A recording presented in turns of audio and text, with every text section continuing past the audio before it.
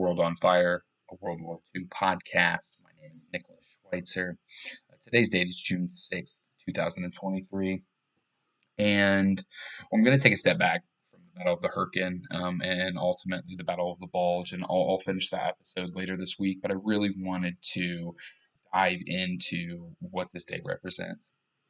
Because ultimately today's the 79th anniversary of the Allied landings along the coast of Normandy, France, or known to the rest of the world as D-Day.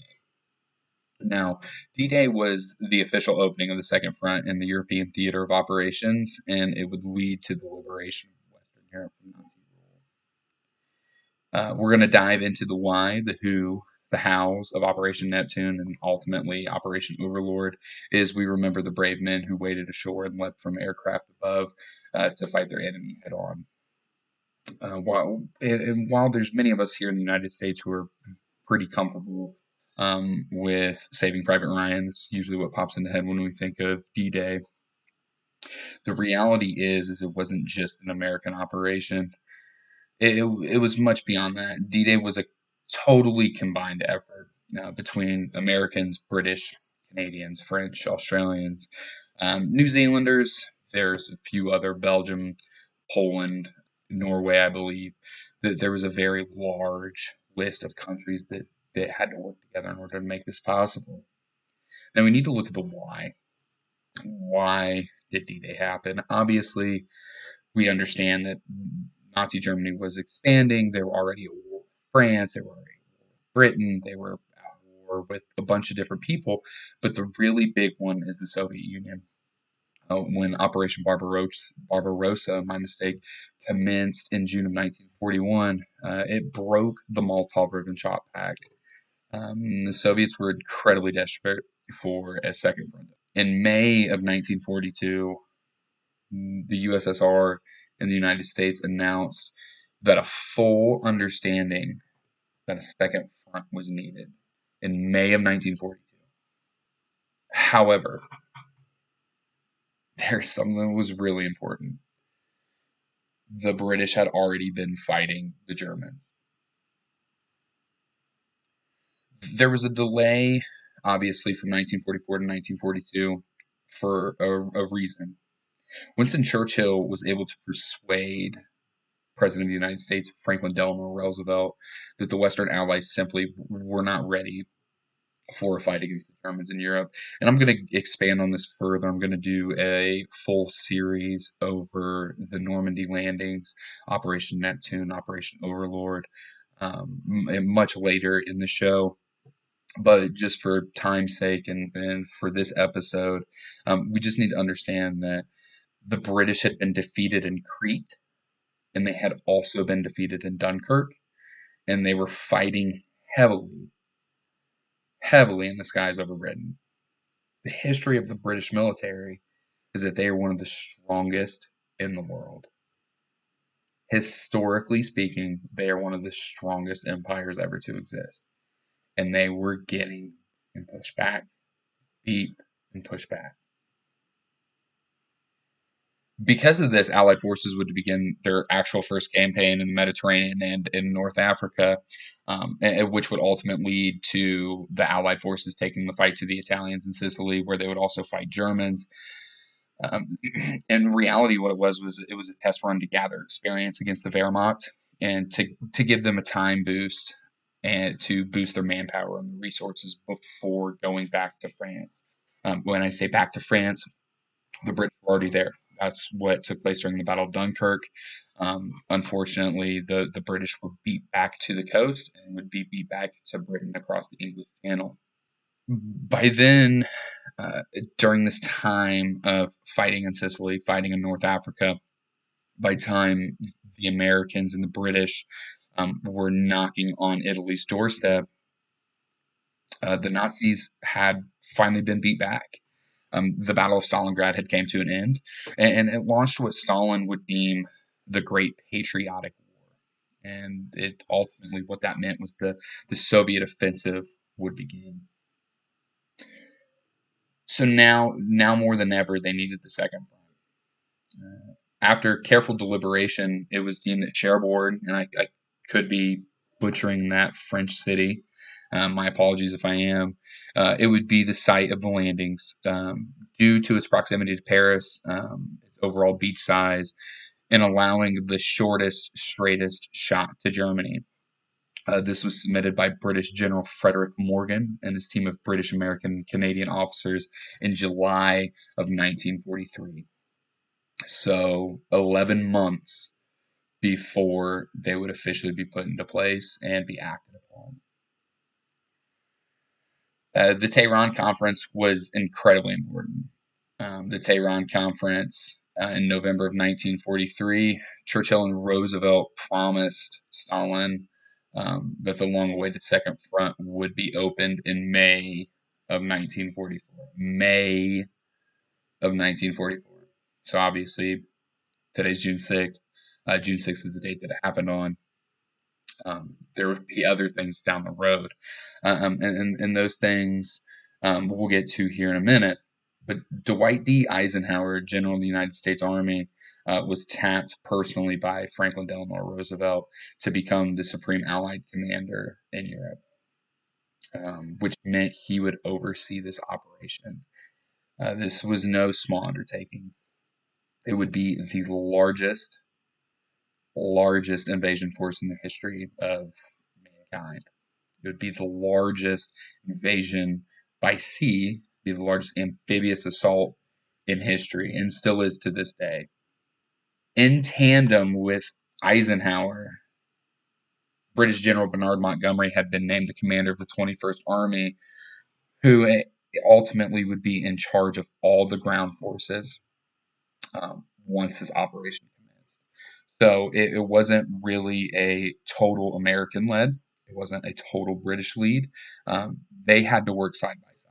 Bernard Montgomery and Dwight Eisenhower had to come to an agreement on many different things in order to make sure that this would be set into motion properly and not fail. If you think about it, they really only had one chance.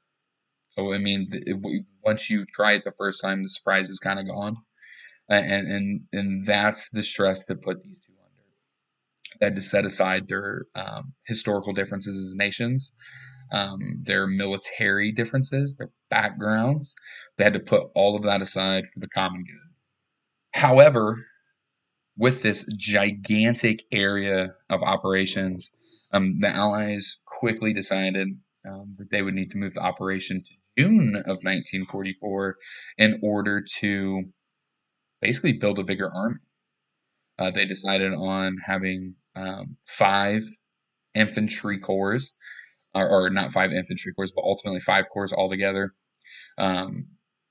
And they would have 5 infantry divisions and 3 airborne divisions. Ultimately, and we'll get to the numbers here momentarily, but it was to ensure that they were going to get this done on the first time. It was the best they had. It was the best shot they had. This was it. And by early of 1944, that expanded plan had been approved.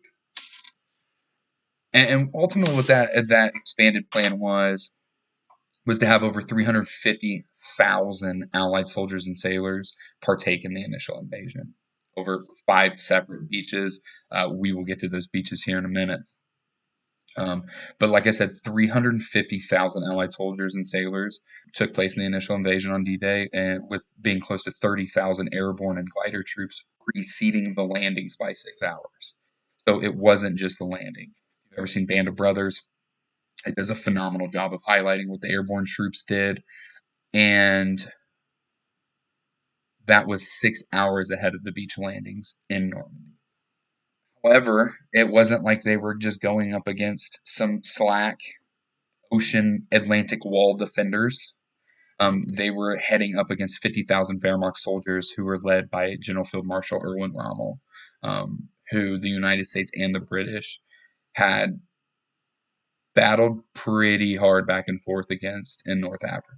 Obviously, Erwin Rommel is known as the Desert Fox. He would ultimately be forced to commit suicide due to the July 20th plot and his theorized participation by Adolf Hitler. He was a soldier's general to a T. He was incredibly good at his job, good or bad. And I'm not praising the man, but in a military sense, he knew what he was doing. And however, there was one thing that happened that many Allied planners did not know, is that Erwin Rommel was on vacation for his wife's birthday on June 6th. Kind of makes it a lot better when the head of the Atlantic Wall defense is not there when they get invaded. Makes for a little bit better of a day. Now, so you've got 50,000 soldiers, and the initial invasion was planned for June 5th. Obviously, like we said earlier, it was May. Dwight D. Eisenhower had chosen June 5th. The weather was atrocious. There was a lot of things that couldn't happen. The airborne troops would take a very high possibility of landing way off target. There was dense fog. It just wasn't a good idea. So they had to push it back a day. And June 6th, they finally got the clear at the end of June 5th that the very next day would be an optimal day to launch the invasion force. And Dwight D. Eisenhower gave that green light. The invasion would begin the very next morning. What ultimately happened once he gave that go-ahead was an armada the world had never seen cross the Atlantic. In the cover of night, with airborne infantrymen landing in France around midnight. By 0530, all of the amphibious landing vehicles were loaded and circling in position. And by 0600, they officially made their headway towards the beach. There's times that bounce. Okay, well, it was 06, it was 0630, we're going to say, just for the sake of it, nobody was truly keeping time, between 0600 and 0630, the very first landing craft hit Omaha Beach. Now, obviously, us as Americans, we're very familiar with Omaha Beach, but what's kind of interesting, that I think some people might find as a shock, maybe a surprise, is that Americans only landed at 2 of the 5 beachheads. The reason why we know about it so much is because of Omaha Beach. Now, the 5 beaches were as followed, and these were the divisions that would ultimately fight on these beaches. Omaha Beach, they were the objective of the United States 1st and 29th Infantry Divisions. Utah Beach would be the responsibility of the United States 4th and 90th Infantry Divisions. And that's the only 2. We're going to move on to Gold Beach, which was the objective of the British 50th. Juno Beach would be the Canadian 3rd Infantry Division's responsibility. And then there was Sword Beach, who ultimately would be the responsibility of the British 3rd Infantry Division. I'm also going to make a point, because they had a special mission. 2nd Rangers, also the United States 2nd Ranger Battalion, or 2nd Ranger Regiment, my apologies, also took place in the D-Day landings. It was well, no, it wasn't, because they fought in North Africa, but it was them hitting the field. There was no longer a practice run. This is what they were devised for, and that was at Point du Hoc. Ultimately, they were incredibly successful. If you've ever read the book The Last Hill, which we have talked about, gentlemen such as Win Lommel in the Battle of the Hurricane series, he was there at Point du Hoc. Now, I'm going to go down each of these individual beaches and kind of just give a brief overview of what exactly happened on June 6th. And I'll start with Utah, which was an American beachhead. It was the lightest casualties of all the landings. Of the 23,000 soldiers that landed that day, only 197 men were killed. Now we get to Omaha Beach, which was the opposite. It was the heaviest defended. So, in one sense, the Americans got the shortest end of the stick, and they got the biggest end of the stick. They got the lightest, and they got the heaviest. It was by far Omaha Beach was the heaviest sector on Normandy as far as defenses goes, and the First Infantry Division got hammered. Um, there's a book by Alex Kershaw called The First Wave. I highly recommend it. That speaks heavily about these men as they landed in the first wave on Omaha with the First Infantry Division. Um, they would have the Americans on Omaha Beach would have over 2,400 casualties within the first day.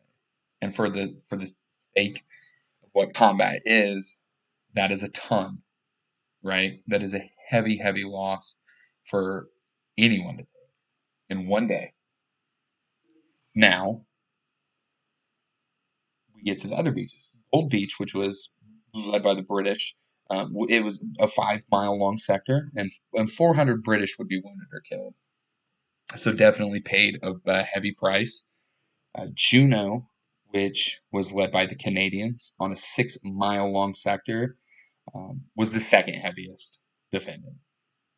1,200 men from the Canadian 3rd Infantry would be killed or wounded. Sword Beach, which was interesting because it was actually spearheaded by French and British commandos, 29,000 men landed and suffered only 630 casualties.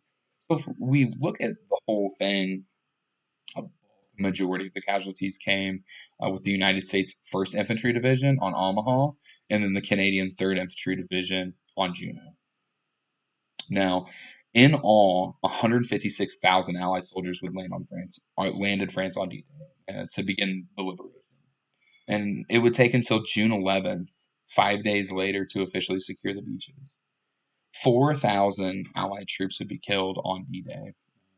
Tenfold amount would be wounded and then missing. It was an astronomical price that was paid.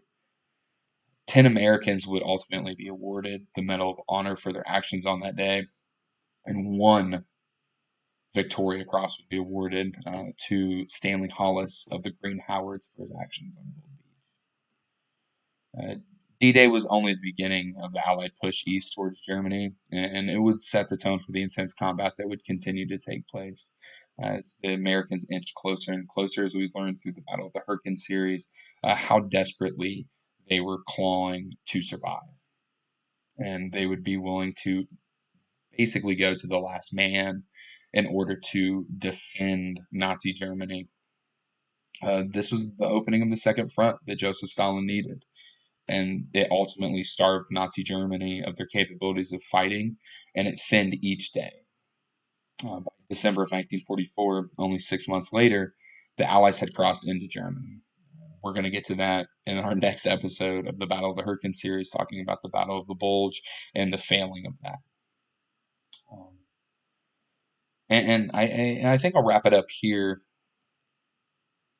just to give us all a realistic why and what happened on this day 79 years ago. We remember the men who, as Eisenhower said, embarked on the Great Crusade. In total, the Normandy invasion would cost the Allies over 200,000 men killed, wounded, or missing over the course of the operation. However, the loss of life and limb would never go in vain. The war would not last another complete year. And this moment truly shortened the war to a point to, as I said earlier, starve Nazi Germany. Now, I think this is a kind of an interesting point and maybe a little bit fun. So this past weekend, I had the opportunity to go down to the National World War II Museum, or the United States National World War II Museum in New Orleans, Louisiana. And just being there, and they have an incredible D-Day exhibit. I'll have pictures posted on my Instagram and Twitter. But just some of the pictures alone of what these men went through on this one day, the opening day, is unbelievable. It's absolutely astronomically unbelievable that not only did they survive that, but they were able to come out on top because of it. The actions that took place on Normandy on June 6, 1944, would be one of the largest reasons why the Allies would eventually win the war in 1945. Now, I'd like to bring up kind of another interesting point, and thank goodness this wasn't something that was ever actually needed. As I stated before, Dwight D. Eisenhower was the Supreme Allied Commander, and he was not 100% confident that this was going to work. As I stated earlier, it was the best option he had. Now, with that being said, on June 5th, he wrote a small letter stating that the landings in the area have failed to gain satisfactory foothold and have withdrawn the troops. My decision to attack at this time and place was based upon the best information available. The troops, the air, and the Navy did all that bravery and devotion to duty could do. If any blame or fault attaches to attempt, it is mine alone. And that was written by Dwight D. Eisenhower the night before the invasion, in the possibility that they failed. Obviously, we know now 79 years later that it did not fail, and it succeeded tremendously. I hope all of you have enjoyed the quick, brief overview of what this day symbolizes and why it is so important that we remember it. And 79 years later, we should all be incredibly thankful that those men, American, British, French, all Allied troops, went to the jaws of death and gave it a shot. Thank you for listening, and I will have the final episode of the Battle of the Hurricane series up this Friday. Thank you guys so much for listening, and I will see you then.